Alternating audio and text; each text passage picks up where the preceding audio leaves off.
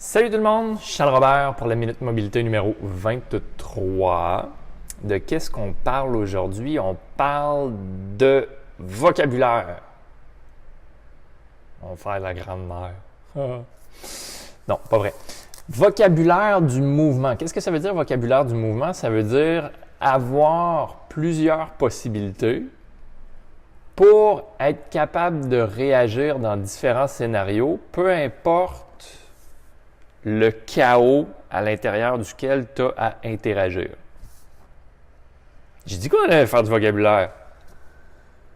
Donc, le vocabulaire du mouvement, est-ce que tu es un illettré du mouvement? Est-ce que tu es un illettré du mouvement que tu ne comprends pas comment est ton corps dans l'espace, comment isoler les différentes parties de ton corps pour après ça être capable d'atteindre des mouvements plus complexes? C'est un concept que je décris souvent dans mes ateliers, dans mes cours.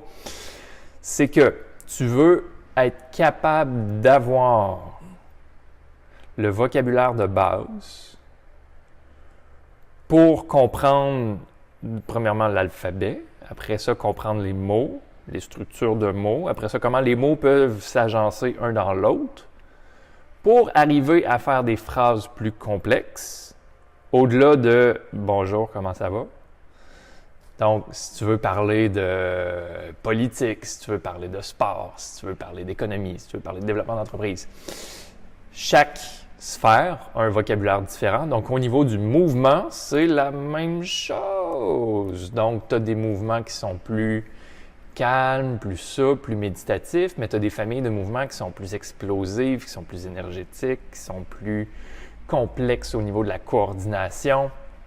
Donc, différentes familles de mouvements. Est-ce que tu as un vocabulaire qui s'adapte à chacune de ces familles de mouvements-là? C'est ça la question aujourd'hui.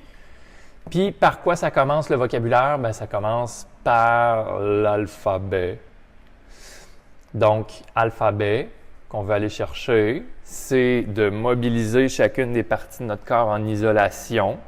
Je dis bien isolation, c'est le moins important, parce que si tu essaies de bouger une partie puis tout le reste bouge, c'est de la compensation. Donc, être capable de bouger en isolation chacune des parties de ton corps pour acquérir l'alphabet, vocabulaire de base. Éventuellement, si on va faire des structures plus complexes au niveau des phrases.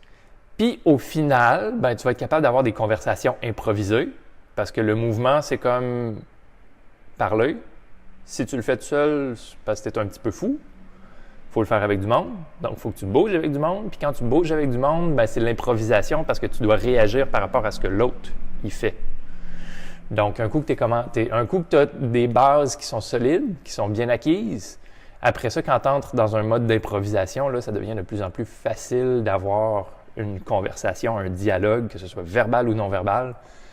Le dialogue devient de plus en plus aisé. Donc, follow up the sequence. On se fait une petite séquence de mouvement, puis pratique ça pour acquérir des petites bases, puis ensuite, ben, amener ça encore plus loin dans le sport et la mobilité et tout ce que tu veux.